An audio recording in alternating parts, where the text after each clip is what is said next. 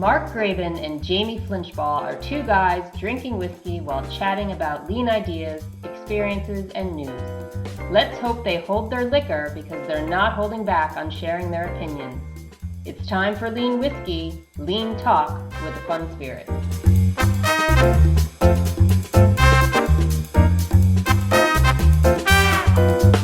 Welcome, everybody, to episode 23 of Lean Whiskey. I'm Mark Graban, who is here with you usually, and as usual, not always, but we're happy to have Jamie Flinchbaugh with us here again today. Jamie, how are you? I'm doing pretty well. Glad to be here in the last episode of the year. Yeah, it kind of is the holiday episode. Maybe we're feeling a little bit less festive than we were last year with the holiday episode, but maybe that's all the more reason to try to be a little festive. Although our last year's holiday episode, I was in a hotel and we had lots of technical Grinches interfering with our episode. So at least we'll avoid that problem this year. Knock on wood. And you've got a great little mini lit tree behind you. So for those got my mini tree, and some people are probably paying more attention to the wine cellar. But it's as at least from an office standpoint, as festive as it gets. But I'll take it. Yeah, and we're really thrilled to be joined today by a special guest. Deondra Wardelle is joining us. Deondra, how are you? I'm doing well. Hi, Mark. Hi, Jamie. Happy holidays. Happy holidays! Great to see you. You've done all these Friday videos on LinkedIn, and so feel like I know you through that. I know Mark does more personally, but I have watched your videos, including one with Lean Webinars. But glad to have you on the podcast.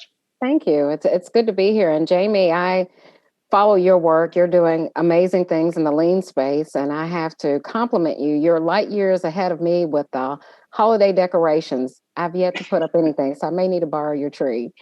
And then Mark, of course, it's always great to see you and talk to you. So I'm excited about being here with both of you guys this evening. Yeah. Well, we get to talk about lean and Kata today. We're going to talk about bourbon. Deondra has a special connection to bourbon, being from the state of Kentucky. Yes. One of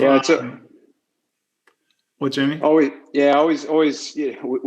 We know so many people in the lean community, but we're never sure who actually drinks bourbon or not, or who drinks whiskey or not, and it's for the most part one of the requirements. So we're sort of thrilled to learn. I think a couple episodes ago you started sharing what you were drinking while we had a live episode, and I think that might have been the trigger to get you on with us, sharing some Kentucky bourbon. So yes, I'm excited to be here to share the Kentucky bourbon, especially since I didn't get to fully celebrate Derby this year. So this will be the first bourbon I've had in a while. So I'm looking forward to toasting and talking bourbon with you guys. Yeah. Well, we're glad to be a good excuse for you. Thank you. Yeah. Before we get into the bourbon talk, and then we'll get back to lean talk. Jamie had mentioned, you said Lean Webinars. That's not quite the whiskey talking. It was a Lean Frontiers webinar. Lean Frontiers webinars. Yes, that's correct. Our good friends, Jim, Dwayne, and team, who have also been, Jim has been a guest with us as well. So I think our first third person, 3-person lean whiskey. Okay. So, Deondra, do you want to share a little bit about that? The webinar, you have an upcoming session, if you want to mention. Absolutely. So coming up on January 21st with Lean Frontiers, I'll be doing a webinar on strategic planning through a continuous improvement lens. And so being a huge fan of the Kata, and I believe that the Kata can be applied to anything, I'll be talking about how the Kata can be applied to strategic planning. And I'll be placing quite a bit of emphasis on strategic planning in the nonprofit space. So I'm looking forward to that. That's coming up on January 21st in the new year at 12 noon Eastern Standard Time. And we'll make sure we have a link to that in the show notes, and we can link to the previous Kata presentation that you did not too long ago. So we hope people will check that out. Okay, thank you. And I wanted to mention, and in terms of thank yous, like one of my highlights this year has been getting to know Deondra here in the second half of the year, pretty much, maybe a little before the second half. But we have talked a lot about lean, and we have also talked a lot about topics of diversity, equity, and inclusion. We're going to talk mostly lean today, but I'll invite people to go check out a project that we collaborated on. The short version of it is I invited Deondra to, I was handing over my blog to her for a week, and I thought there would be a couple of blog posts, and this turned into a huge project thanks to Deondra's vision and network of what she called hashtag root cause racism. And so we did a series of blog posts, and we've done some webinars. And Deondra, you want to share your thoughts on it and talk about the website that you have now? Sure. So, that first of all was just a wonderful collaboration. And Mark, I've enjoyed partnering with you and working with you and learning from you. We've had some very inspiring and very educational conversations. And so I'm just, thankful for our professional relationship, and I'm thankful for our friendship. But hashtag root cause racism, what started out as a blog series, has turned into a movement. And we now have a website, rootcauseracism.com. The goal for that website and for the root cause racism movement is to create a community where those who are part of the continuous improvement community, or those who may be relatively new on their lean journey, but we are sharing how continuous improvement can have a positive impact on some of the things that we see that are, as it relates to social injustice and racial inequity and, different disparities, and placing a lot of emphasis on looking for ways to improve structural racism or dismantle structural racism in the space of healthcare, education, government, and economics. And so, looking forward to, we have some really exciting things that will be taking place in the new year, where we'll be really making an impact. And some of the goals that we have is, to generate scholarships for, people who are pursuing degrees in the fields of education and healthcare. So a lot of good things going on. And it's some really rewarding and fulfilling work with some really great people. Yeah. The website is www.rootcauseracism.com. That's something Deondra put together, 2 months ago, right? Well, about 2 months ago, when we did our second blog series, When Brothers Meet at Gemba. Yeah. So thank you again for collaborating on that. We hope people will go check that out and kind of think through some of these issues from a perspective of lean problem solving and systems thinking. Mm-hmm. Systemic problems are not easy to diagnose and solve. There's no single magic countermeasure, but we're going to keep working at it. Absolutely. And Mark, I think, plenty of people generate lots of content in the lean space, but no one really generates as much collaborative content in the lean community compared to you. But you may have finally met your match with Deondra, with the amount of collaborative content that she and the colleagues she's pulled together have started to generate in a very rapid fashion. Which is just just brought a whole lot of new voices out into the open, which is really cool. Yeah. Well, I will say that Mark has really set the standard of collaborative content, and a lot of the work that I do, I call myself modeling myself after Mark Graban. Of course, I can't keep up with him. I've decided to stop trying, but a great lesson taken from him is, there's no I in team, and it's great to hear from other voices and other, people from other perspectives, and it's just a great learning experience. And some of the people who we've invited to participate in this work, they are from the continuous improvement community, have a long history in practicing Lean Six Sigma, and they're fellow Kata geeks. And then there are those who are brand new on the journey. And everyone has had some really great content, great input, and great information to share. And I get accused of being a content machine, and Deondra jokingly and with a smile accuses me of being a robot. But see, if I was a robot, I wouldn't be drinking bourbon. That would probably be bad for my circuits. That is true. That is true.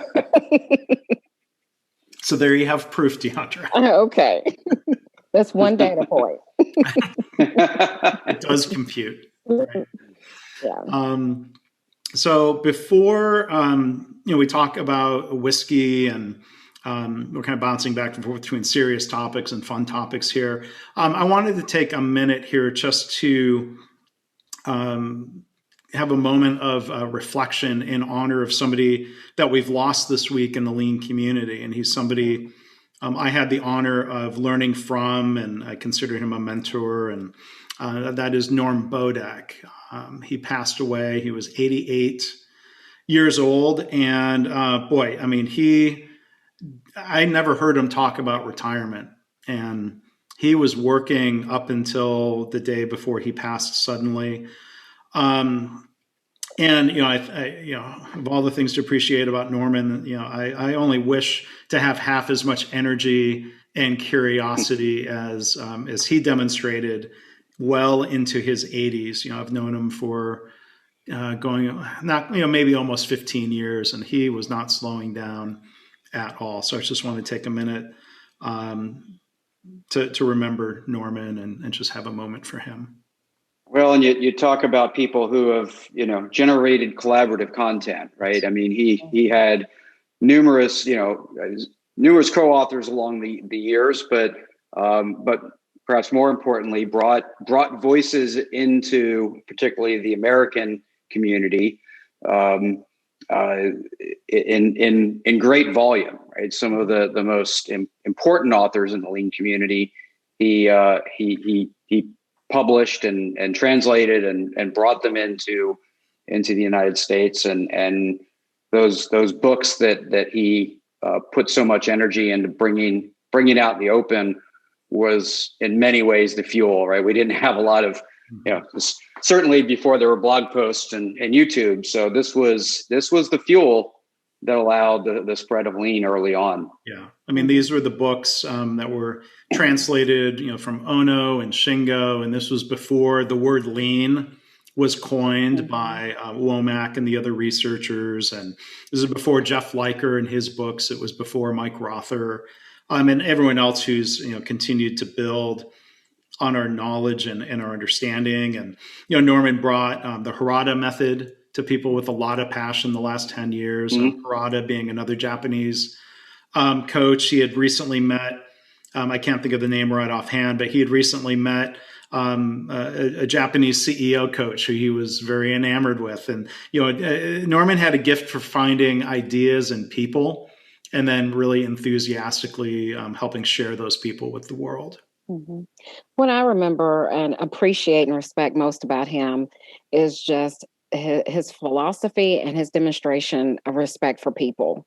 With all of the great work that he produced, to me, that was just one of the common themes of everything, just the importance of, valuing the people, showing respect for the people who you work with. And you could just see that was a key part of his commitment and his love for the work that he did. Yeah. Well, thank you, Deondra. Thank you, Jamie. So maybe just a quick toast to Norman. To Norman.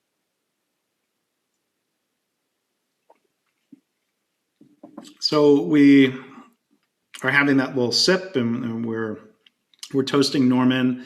So I guess we can transition into whiskey talk. So of course we're going to focus on Kentucky.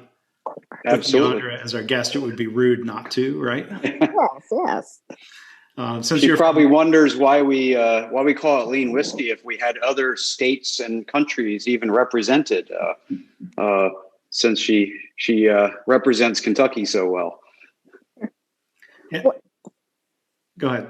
Go ahead. Well, I'm excited. When I first learned that I would be a guest on this podcast, and of course, being from Kentucky, and a whiskey and a bourbon girl, so I have been looking forward to this for weeks. So I can't wait to share with you guys what I'm drinking this evening. So with that, you're our guest today. We should let you go first. Okay, sure. So I don't want my virtual background to mess everything up. No, we can see it. Okay, good. I'm trying to do like they do on the influencers when they're showing product, put my hand behind it. Oh. But it's called Brough Brothers. And it's three brothers who actually produced this fine bourbon whiskey. And they have, those little characters or their pictures on the front of the bottle. It's really cool. And this and it has some other graphics and images on here that are reflective of where the bourbon is distilled, which it's distilled in my hometown, Louisville, Kentucky. Woo woo! Shout out for Louisville.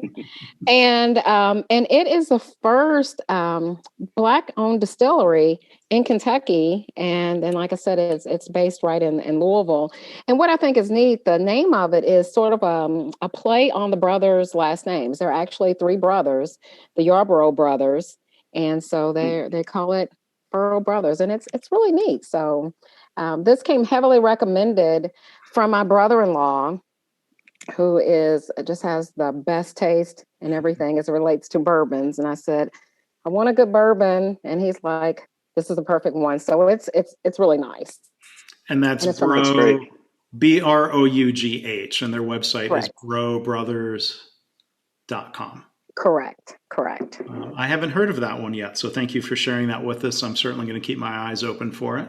Yes. Yeah, I don't know. I hadn't had it either. It has a really nice, just a really nice smell, really nice flavor. And then I don't know if you can see it or not, but my glass has an etching of the state of Kentucky in it. Okay. So I'm trying to really represent home. Yeah. And are you drinking yours with some ice and some water, or just some ice? So being a true Kentucky bourbon girl, it's ice. And I always like just a twist of lemon. Oh. Gives it another flavor. Cool. Yeah. So what are you gentlemen having? Jamie? Sure. Let me start with my pregame. So I had Kentucky Bourbon Barrel Peppermint Porter. This is something I was stocking up a little bit for the holidays, and I saw this. I've always liked Kentucky bourbon barrel. It's you got to be careful. It's 8.2%, so you've got to be careful with this. But peppermint porter, I thought that's a nice holiday, and wow, really good stuff. So that was my pregame. Look, I'm skeptical of the peppermint thing when it comes to. I was too. Like, I'm thinking of the State Farm commercial of like, that sounds hideous. It's not something you would normally think. And I probably wouldn't drink two in a row. And I only bought a 4-pack, to be honest. But I had to try it, and I was surprised how much I liked it. It was really good. But good. That was just in bourbon barrels. So my actual bourbon choice is Willett Straight Kentucky. Kentucky Straight, and in this unnecessarily decorative pot still looking bottle. It's very. It's very unnecessary. It looks great on the shelf. You have to be careful when pouring with the giant neck, but it's a fantastic bourbon from the Willett family, 5th generation distillers, and I'm neat. Quite a good taste. Quite smooth. Not a lot of burn. Great on the nose, on the front end, on the back end, without a harsh aftertaste. And this is I always try to distinguish between my drinking whiskeys and my sipping tasting whiskeys. And this is a taster. This one you want to enjoy every sip. Yeah.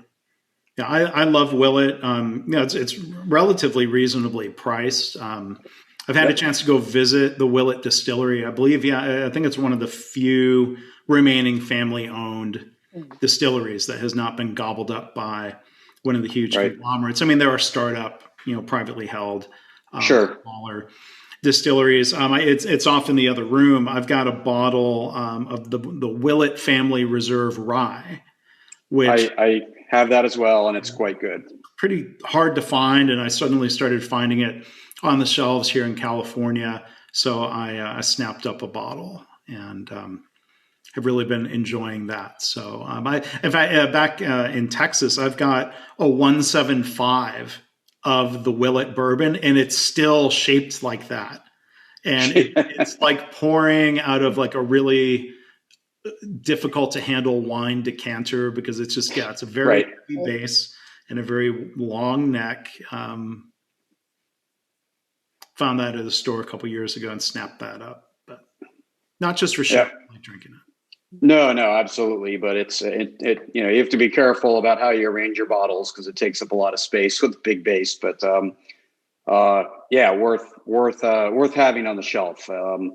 And always good when I'm looking for something I'm just going to have a single pour of and really make the most of every sip.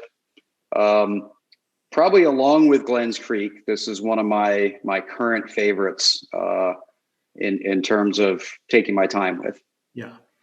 Now I'm going to whiskey geek out for a second here. Like they can hold the bottle up again, Jamie, for those who are watching on YouTube, because it is such a wide bottle. Like when that starts getting low, I would start worrying a little bit about oxidation, more so than a taller, narrower bottle, depending on how long you've had it. So that might be one that might be worth pouring into a different bottle once that gets much lower. But it either that or once it gets a little lower, it won't last much longer. That's the other option always. Yeah. My goal over Thanksgiving was to not open anything new and to work on the stuff that was kind of close to empty, because actually I've never run across an oxidized whiskey before, but I had a little bottle. It was part of a travel set, airport little sampler set of Johnny Walker Scotch. And one of those, there were 200 milliliter bottles to begin with, and it was maybe half full still. And a couple years old, and I poured it, and I don't know if like the cork in the bottle was not a very good seal. It was awful. It was hideous. It was like tea that had spoiled. It didn't even have any sort of alcohol character to it anymore. And that got dumped out. Yeah. Now, you said you had a goal of not opening new bottles. That made it sound like you weren't successful. No, I think I achieved that goal. Yeah. Okay. All right. Just checking. Oh, I'm pretty goal driven. If I had failed, I wouldn't have beat myself up over that. But no. Or you could have done a podcast about that as your next favorite mistake. As a mistake, yeah. That was maybe a whiskey storage mistake. Yeah, that certainly sounds like it. Yeah, I there's easy solutions to this, but I don't tend to put them in decanters a lot, even though I have 2 or 3, just because I forget what's in the decanter. Like I said, there's an easy solution to that. Hey, get the 5S label maker out, man. I know. It's so easy to solve, but come on. I tend to pour something in and then tell myself I'll remember what's in there, and I just never do. So yeah, easy to solve. Just probably need to use the decanter a little more. Yeah. All right. So then I'll go next. I am drinking, and here I'm going to put. There we go. I've got a Christmas. That's super festive on my glass. I can still drink that without. Okay, that's not getting in the way. So I am drinking. I was really happy to find a bottle of this a month or two ago out here in California. This is Barton 1792 Full Proof. Not foolproof. And I don't like using that phrase when it comes to lean. I don't say foolproof. I say mistake proofing. But this is foolproof. It's been hard to find because of the old Jim Murray Whiskey Bible. He named this World Whiskey of the Year. in the 2020 book. And then when that happens, the whiskey becomes really hard to find. Yep. So it is what they call a high rye bourbon. It's supposedly 75% corn, but then 15% rye. Mm-hmm. And the remainder is barley. The full proof, and it's funny, they don't call it barrel proof. It may have been slightly proofed down, but it's 62.5%. Okay. So it's a serious bourbon. It doesn't taste like such a high proof. So like some of the Glens Creek or Garrison Brothers, that can be really high proof. It's just got a really rich, kind of spicy flavor. So this is a good fall whiskey. But Barton was in the news in 2018. I forget if we ever talked about this in a Lean Whiskey podcast, Jamie. They had a warehouse collapse. Right. In 2018. I don't think Rick House is meant to imply rickety, but they had a collapse, and thankfully nobody was hurt. Oh, that's good. Some whiskey was lost, but people can go see pictures and read about that. Maybe we'll put that in the show notes too. So how do you error proof that? Well, yeah, build better rick houses. For starters, I guess it depends on the root cause. But yeah, that's certainly a shame. We've seen fires, of course, right next door to Glens Creek. David was posting pictures of the fire at the rick house, right next door to his own. That was sad to see. 1792 is, I the small batch, which is much cheaper, much cheaper, but certainly cheaper, is one of my go-tos. And I've had the full proof before, but before it named its the accolades when it was easier to find. So it's been quite a while since I've had it. I think probably several years. Yeah, and normally I think it would be about $50 suggested retail. I think I paid a bit of a Jim Murray liquor store, marked it up a little bit premium. I think I paid $70, which didn't seem outrageous. It is really nice, though. Yeah, I'm gonna enjoy it. It's not, like I said, the small batch is, I think, in the 30s. Mm-hmm. I can't remember for sure, but that's easier just to pour or mix, and you're probably not going to mix that a lot at 80. But it's a little more expensive, but as you said, it's pretty good all the way through the sip. Yeah. So that is, I guess that's whiskey talk. Unless, Deondra, do you have anything else that you want to add about being from Louisville and representing Kentucky when it comes to bourbon? Well, the only thing I have to add is that, bourbon is just, it's a key staple in Kentucky, and, just fond memories of family get-togethers and, college, university homecoming events, and definitely derby events. Bourbon is the common theme, but of course we all drink responsibly, but it certainly adds to the festivities and the fun and the memorable occasions for everything. So, I'm glad to be able to share a bourbon, with you two, and, happy holidays, and you guys you make this fun. And hopefully we can do this together in person at some point in 2021. Absolutely. Certainly. And it's I think, the point you make is, this is best when enjoyed with family and friends, right? Mm-hmm. And it's really the spirit in which Mark and I started this podcast, which was, let's enjoy a drink together and the conversation that goes with it. Right. Which is the whole point. We're glad to share that with both the listeners as well as the guests that come and join us.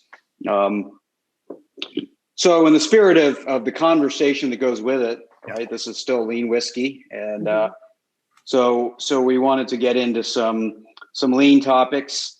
We've already kind of covered a couple in the intro, but Kata is certainly a big one for you. You do webinars on it, you speeches on it, use it in your practice, use it with nonprofits.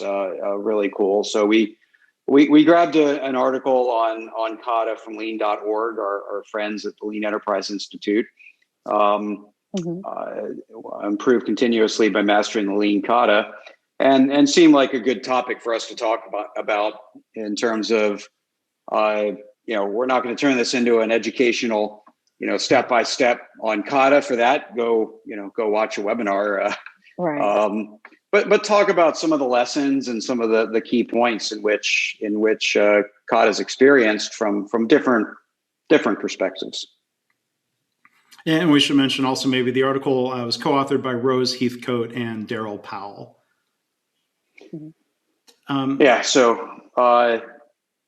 Deondra, I do want to ask this because I'm sure you've probably said it in some speech, but how long have you worked with Kata as a methodology for lean? So when I think, it feels like it's been all my life, but in reality, I would say it's been, for at least the past 5 to 7 years. And I first discovered the kata. This is when I worked at a printing and packaging company. And one of my team members, one of the black belts who worked with me, avid reader. His name is Mike Jones. And I think, you got Mark, I know you've heard me talk about Mike before, came across this book, and he says, what we've been talking about in terms of how to deploy lean, I think it warrants reading the Toyota Kata. So I read the book, and it's just all these lights clicked on, all the dots started to connect. And so I went to my first KataCon and took advantage of some online training that was offered by Jeff Liker. But it wasn't until I began to experience the kata as a learner. And I was really fortunate in that my first kata coach, and she continues to be my kata coach, Tracy Defoe, is one of the greatest in this space. And what the kata really helped me realize, and again, I'm not going to do a speech, we're not going to do a big lesson or anything, is that it really helped me to become a better listener, and it helped me to become a better leader. And it freed me up from thinking that I had to have the answers to everything, not only in work, but in life. And it helped to, when you're a child, you have just this natural curiosity where you want to go and learn, and you want to see, and you want to, you feel like you're invincible. And so as a result of starting to practice the kata, and then especially practicing it as a coach, it really has been rewarding watching others, regain that spirit of curiosity, not being so intimidated by the unknown or some big, huge problem that they're trying to solve or some big goal that they're trying to accomplish, because the kata really helps to frame things, break things down to what's the next smallest step you can take. Yep. And then it builds in that, helps you to start practice thinking scientifically so that you can act scientifically. And so that's, one of the reasons I apply it wherever I go. The nonprofit work I do, when I've worked in the manufacturing space, because I just see how it can help people, and how it can help people develop new skills and, overcome whatever they feel like may be intimidating or too overwhelming. Yeah.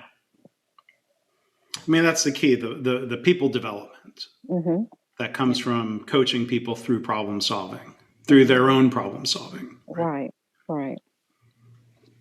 Yeah, and that's, I think when you look at, a lot of people that have studied Toyota, of course, Toyota doesn't actually, really practice the kata as a systematic tool or methodology, but there's always a difference between the artifacts that people would capture in books and relate and training, and then the thinking behind the tools and methods, which was always, what I was always seeking myself.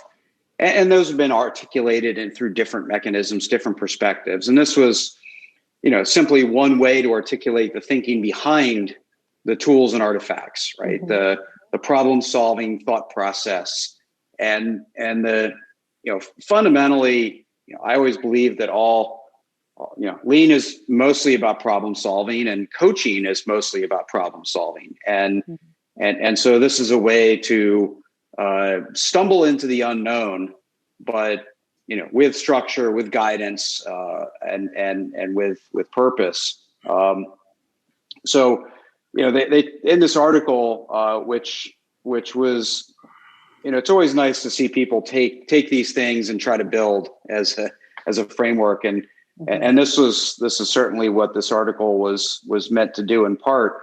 But one of the quotes was the only secret to Toyota is its attitude towards learning, right? And so I always look at problem solving, and I see people approach it not as a learner but as a knower, and that's when it usually fails. I don't care if you have 7 steps, if you have 10 steps, if you have 4 boxes.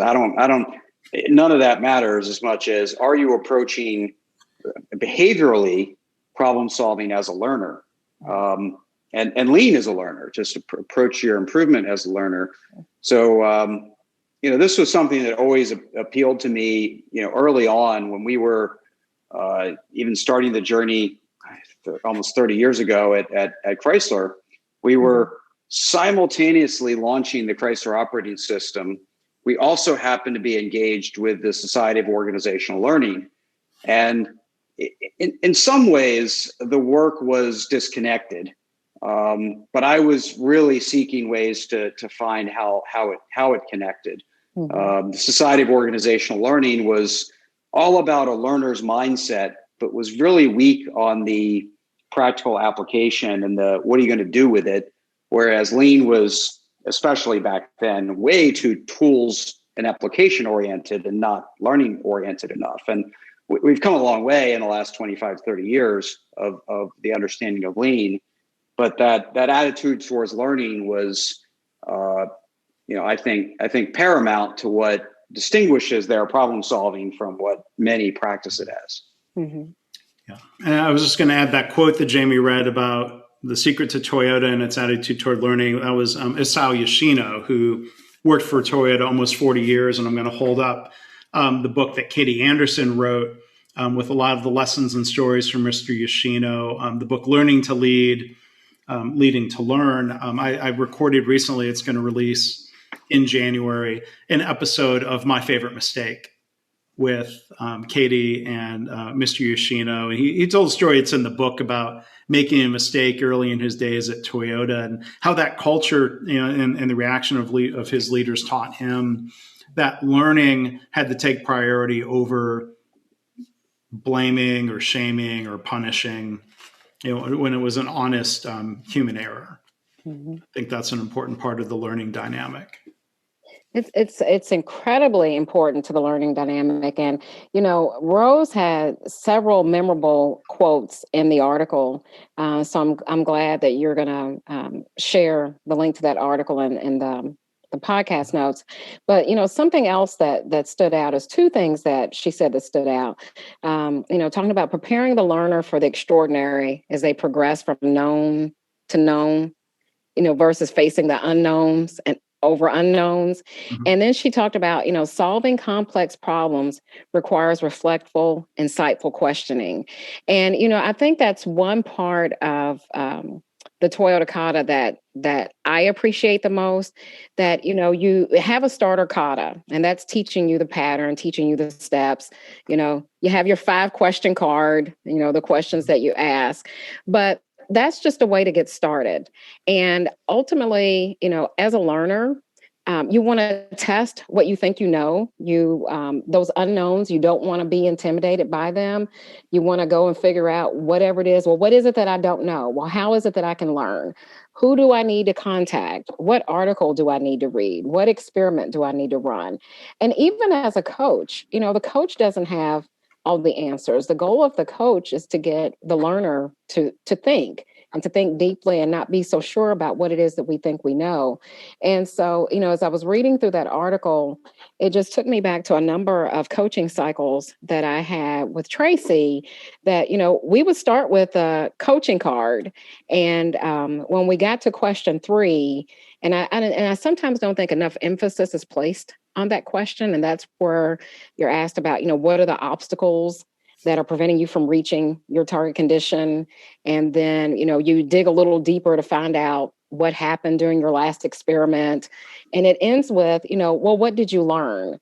And there are times when, you have to probe a little deeper, where the learner has to do more reflecting, the coach has to ask more questions. And that's all part of that learning process and building that skill and beginning to, think about, the scientific way about, improving a process or making a change or building a habit or developing a skill. So, one of the things that, a point that I took away from the article from Rose, and then, like I said, from my own experiences, yes, it's great to start with these questions on the card, but it's not expected to stay with the script forever and a day. As you begin to become comfortable, you want to probe, you want to go deeper. And it's about that learning experience and building on that and sharing that learning with others. That's the difference between, or that's why it's called the starter kata instead of calling it the forever kata. Exactly. Yeah. Well, and that's, and the same thing happened with, and it's not Mike's fault. I'm just using this as to illustrate when Mike had his first book out, which is Learning to See, and he published 8 steps that you use to, drive your improvement in your value stream map. People would use it and expect the answer to pop out. And, he and I sat down sometime after his book was published in Michigan, mm-hmm. and had a conversation over coffee. And one of the, he didn't see all the problems with this because he was always in the room when he got to observe it, because he would make sure that you went beyond those, that routine, went beyond that rigidity and thought deeper.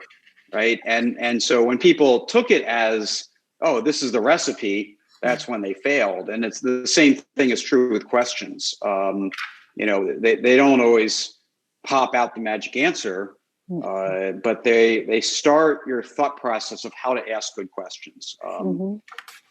I happen to be, I'm working on my next book, which is a topic for another episode, but I really distinguish. I think people need to learn how to ask good questions.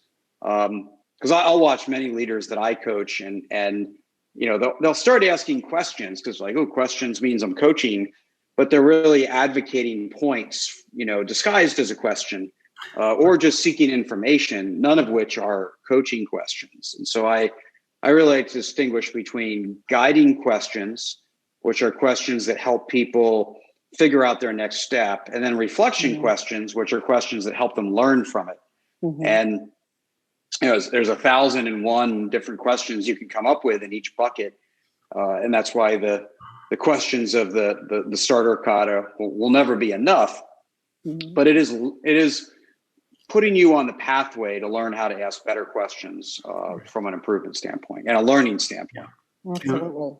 We tried to emphasize that learning. Jamie wrote a chapter, and I'm going to hold up. I'm the guy who holds up books today. Our book, Practicing Lean, available now as a stocking stuffer. Proceeds go to the Louise H. Batts Patient Safety Foundation. But the subtitle to the book is intentionally a bit of a mouthful. Learning how to learn how to get better.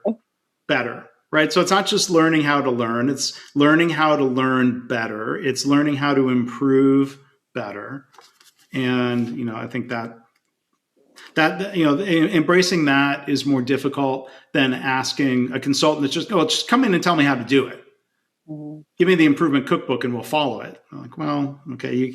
You don't really learn how to cook unless you're, they always teach you in cooking classes, taste what you cook. Right. You've got to be adaptive and flexible, and don't just follow some recipe that you were taught. Right.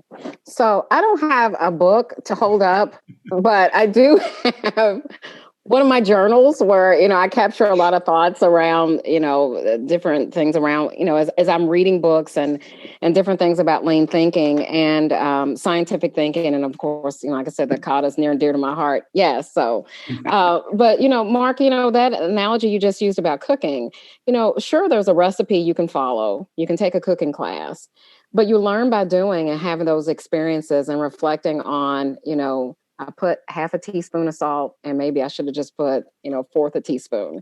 Yeah. And it's from, reflecting and figuring out what you learn that you build on that. And so, my interaction with the Kata, I see it in everything, not just in manufacturing procedures. And that's when I remember the very first time I participated in a vision board workshop.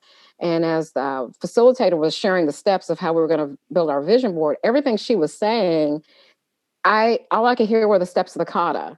And, and that's one of the reasons once I started doing vision board workshops, that I incorporate the Kata in it, because again, it's not a recipe that you just stick with and you don't, adapt or you don't, modify it, but it's a good starting place for whatever it is that you're trying to accomplish. Mm-hmm. And as a manager, it helped me to become, like I said, a better listener, because it wasn't about, let me just jump in and ask this next question to sound like I know what I'm talking about, or let me try to guide my team in this path where I want them to go to get this result that I expect they were going to achieve. But it really made me step back and listen and help me realize that other people have great ideas. Other people have the opportunity to solve problems and make things better. What can I learn from listening to them and asking them questions along the way? Yeah. Oh, and that ties back to, one of the quotes that I captured was kind of the point of the article, which is where they were headed, mm-hmm. Talking about some of the gaps that they see in people using it, to this cooking analogy, so the quote is, as such, we suggest a need to supplement the improvement and coaching kata, the two katas described in Mike's book, with a third type of kata, the learning kata. And I agree with the premise. I disagree with the conclusion in the sense that, first, if you see a problem with structured routine, then adding a third routine probably is a disconnect for me. But more importantly, it's the spirit of the kata is missing rather than a third kata, right? So you can use the kata as a rigid tool and practice, or you can use it as a guide, use it as a thought process, use it as a provoking practice, and make sure that regardless of whether you ask the right question, you're bringing out the intuition along with the learning, along with the analytical, right? Mm-hmm. All of that has to come through the whole process. And so, I would say any kata that is not included learning along the way is probably a failed practice, mm-hmm. not a something missing from the structure itself. Mm-hmm. Yeah. And oftentimes, we just see this in the work that we do. People are looking for a tool. They're looking for a recipe. They want something to follow that's going to bring those instant results. And, the kata is about, it's a teaching method. It's a practice routine to help people to get in the habit of scientific thinking. And that scientific thinking becomes scientific doing.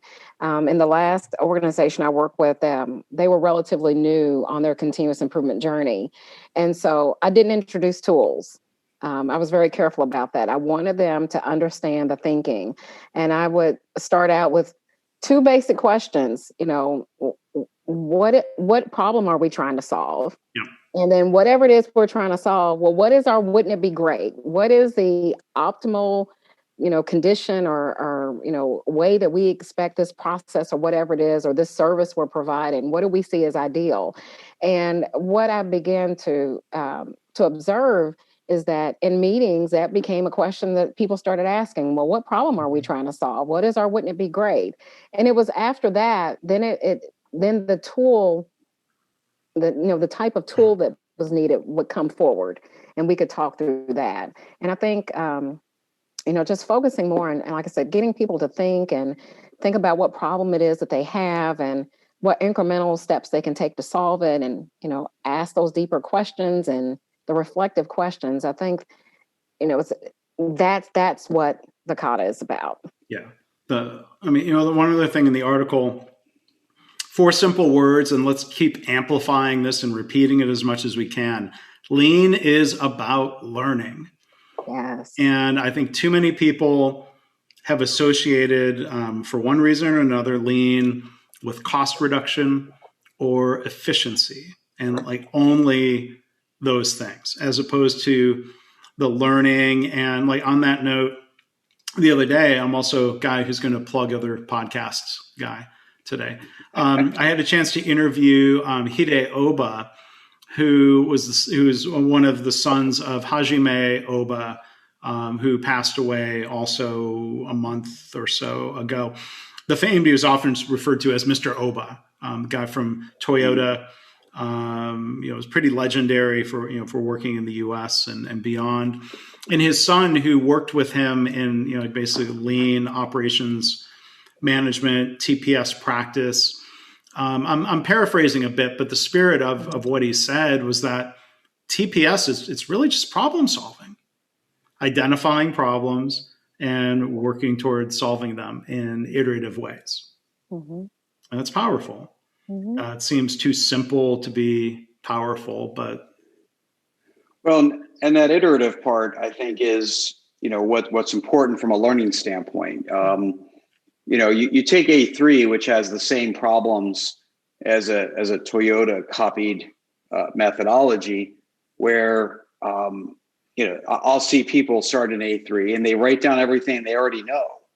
It's like, well, you just start filling out the blocks with all the information and it's like, well, it's not the information that you knew that was hurting you, it's the information you didn't know. Right. And, I'll see people fill out an A3 and they'll do it with great precision and with great data.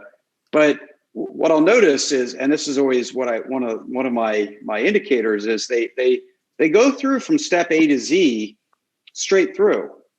Right, this step A, B, C, D, all the way through to Z. They go through the process in a linear fashion and not iterative. And when I see that too often in an organization, I know they're just treating it like a tool, mm-hmm. not like a job aid to help them think. And the whole point is problem solving is learning. So if you go through from step A to Z in a straight line every single time, you're either the best problem solver in the world, or you're not treating it like a learning process, which is more often the real failure, because lean is all about learning and mm-hmm. problem solving is all about learning.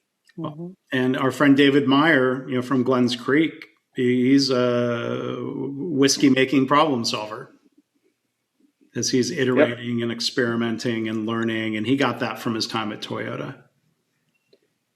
Yeah. And he'll if you go visit his operation, his distillery, you'll notice it's not a picture of 5S, right? And he'll have other people come in and go, "Oh, where's all your labels and signs and your tidiness and all this?"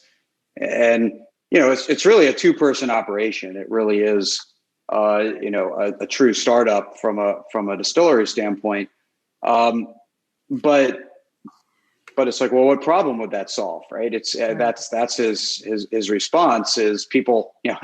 He was telling me how people are, challenging him for why he doesn't have better 5S, but there's not a problem there that solves for him, right? He's problem solving the value, mm-hmm. and again, with 2 people, it's really hard for things to go missing. And sure, he could do a better job with 5S, but he's like, that's not the problem I'm trying to solve right now. So very much, you go there, and if you just stand there and look, you might not see much lean, but if you talk to them, it's all lean. Right? Mm-hmm. It's all learning, it's all experimentation, it's all iterative exploration, and learning. So that's ultimately what the Kata is meant to do when used properly, not as a script, a starter, right? It just like the A3, it's a job aid. It's meant to help you get started going down the right path, but it can't do it for you. Right? If it could do it for you, you could just write the code, right? Just turn it into code, turn it into software, and be done. But it's not. Some robot could solve your problems for you. Yeah, some robot like Mark Graban could handle all of lean for you. Exactly. A robot. Well, that's what I was going to say. We could have a Mark Graban robot that would just come out there and you wind him up and let him go. But, Jamie, you as you were talking about the distillery and how people come in and they may not think it's 5S. And, that's another thing that I think we sometimes miss. We can get so focused on introducing tools versus focusing on what problem is it we're trying to solve, what value is it we're trying to bring, and, value for the customer, the external customer, and, the customer in terms of the employee, the internal customer. And, as you focus on, solving those problems, making an improvement, creating these wonderful experiences for the customer, the needed tool will surface. And, implementing a tool just for the sake of doing it accomplishes nothing. And I think, again, it just, like everyone has said, it just goes back to learning, and it goes back to developing people and bringing the best out of people. And sometimes I think, the work we do can be overcomplicated. And when it just needs to focus on, like I said, making things better for people, improving processes. Yeah. I will say Robot Mark did develop, this is an important moment of history, he did develop an A3 problem-solving tool that required two iPads. You had two iPads and you opened up your folder of iPads and you did your A3. But you've got to find an April 1st blog post to find that particular product. Okay. I'll have to look for that.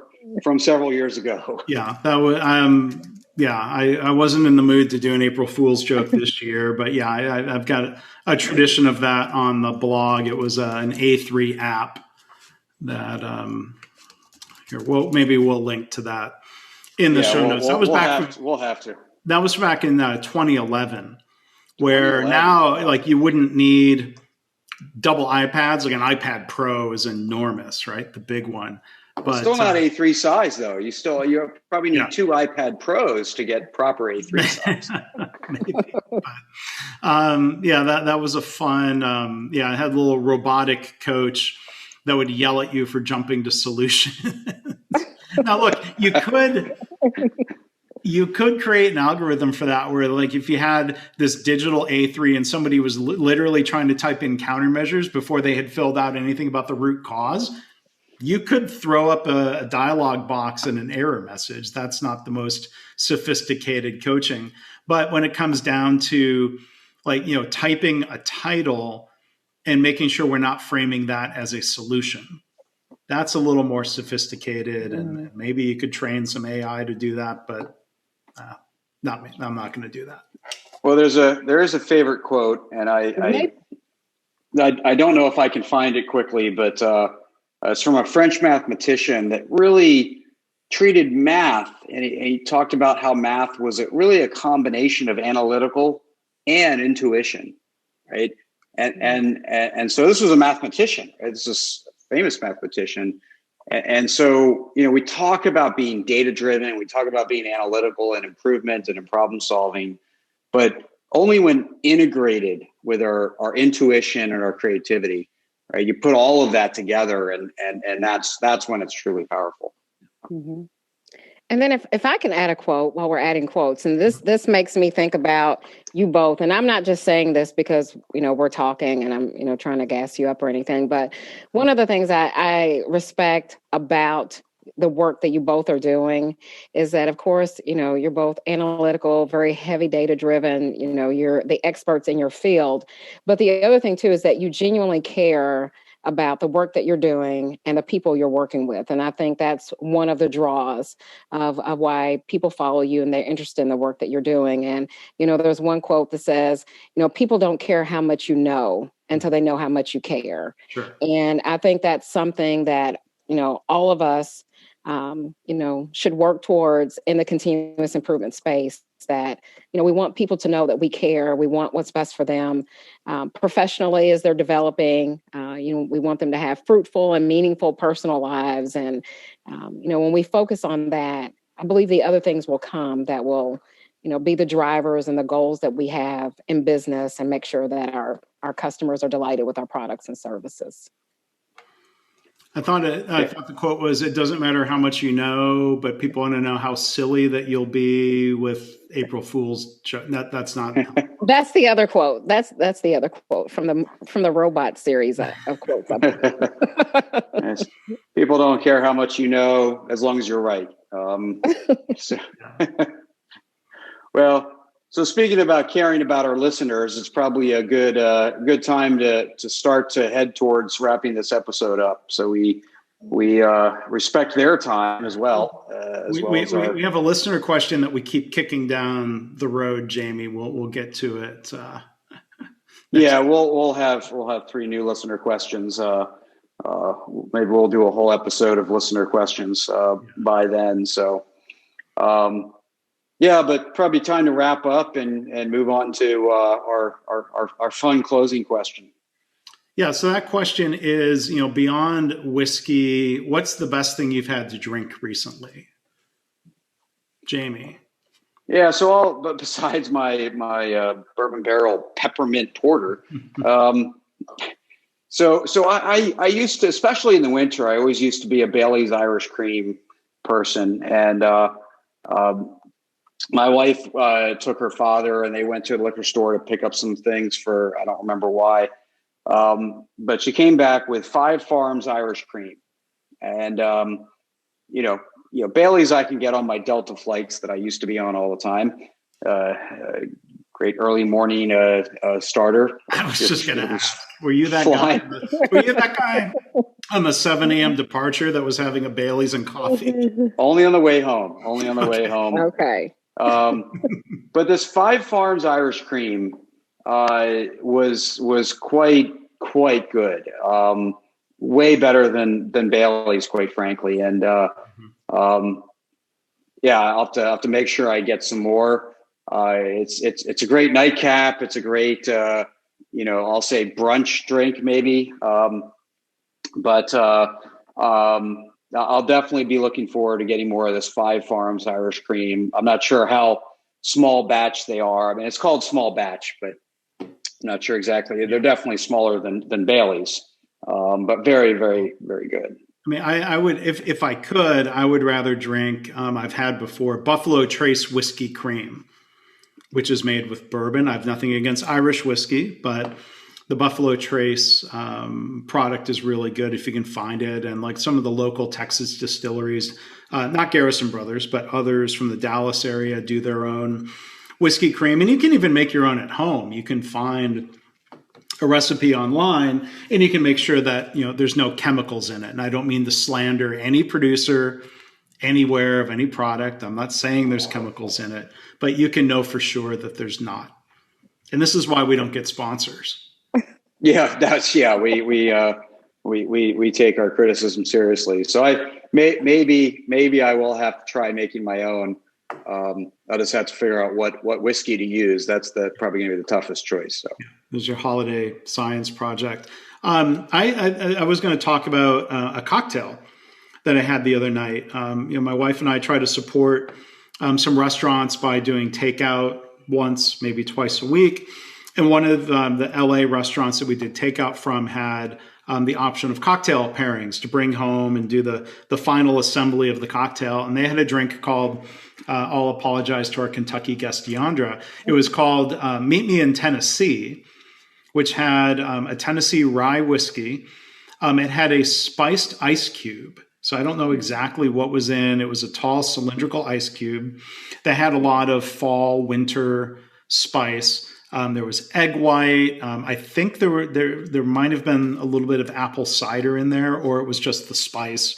And then it was topped off with a kind of a layering of some red wine on top. And we enjoyed that quite a lot. So that's the standout cocktail that I've had recently. You enjoyed it quite a lot, or you enjoyed quite a lot of it? No, we had one that we shared, so it was more of the we enjoyed it a lot.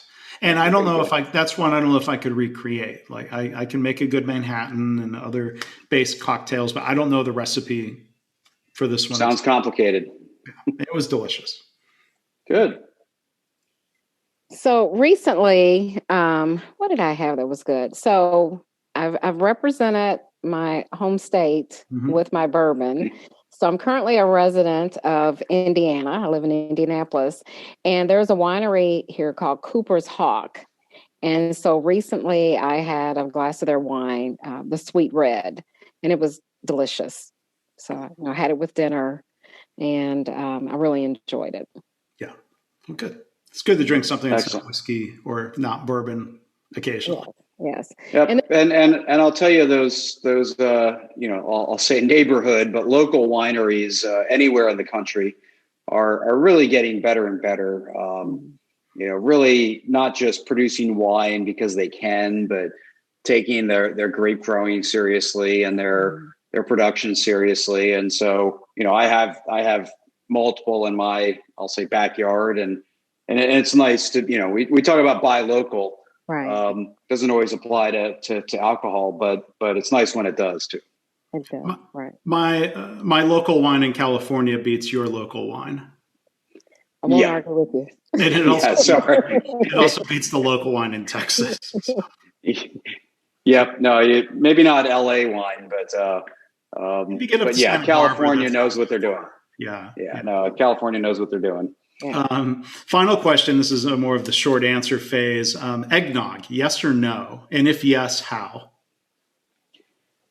So when offered, I guess, is my how. So I guess the answer is yes. I never buy it because I'm rarely home for any significant period of time before like December 23rd.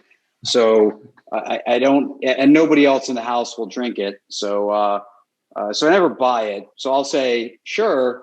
But usually it has to be offered to me at some other location before I take a sip. Deondra?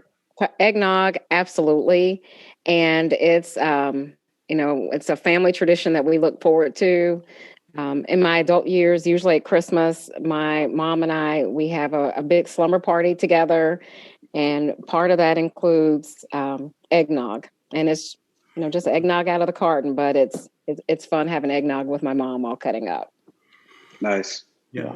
I'm so I'll have a little eggnog. I don't really ever really seek it out. I made eggnog once, like this was maybe 20 years ago, and I must have decided it wasn't worth the effort or the risk or whatever.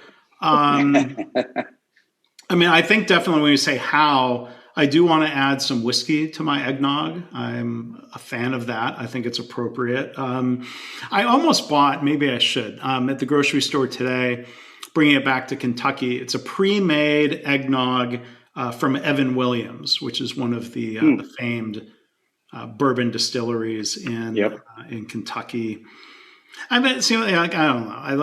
If you make it at home, you can make sure. You talk about tweaking recipes, whether it's a cocktail recipe or whatever. I tend to use less, let's say, simple syrup or less sugar than the recipe calls for. So sometimes I think eggnog is delicious, but it's just too sweet, and it might still be delicious. It might be better if it was a little less sweet. Fair point. I'm not an expert by any stretch, and I certainly haven't tried to make it my own, make it myself. Like I said, I don't even go buy it, but since I am home, maybe this year I should, and actually try to enjoy some of it this season. If we're going to make something, Jamie, maybe we can both try to make homemade whiskey cream and talk about that next time. Interesting proposal. And share the recipe. Yes. Well, I think that's going to bring us to a close here on Lean Whiskey. We invite you to visit our website if this is your first time listening and you want to go hear some of the other episodes, or if you want to subscribe. For the future, you can go to leanwhiskey.com. You can spell it the way they do in Kentucky with a K-E-Y at the end. You can spell it with a KY at the end, the way the Canadians and the Scottish and some others do. You can also go to leanblog.org/lean whiskey, which is actually where that URL forwards to. Yep, and you can also find it on my site at jflinch.com, Lean Whiskey. Find all podcasts, and then of course follow me on to other blog posts and more. Yeah. And Deondra, what about your website? You can follow me at deondrawardelle.com.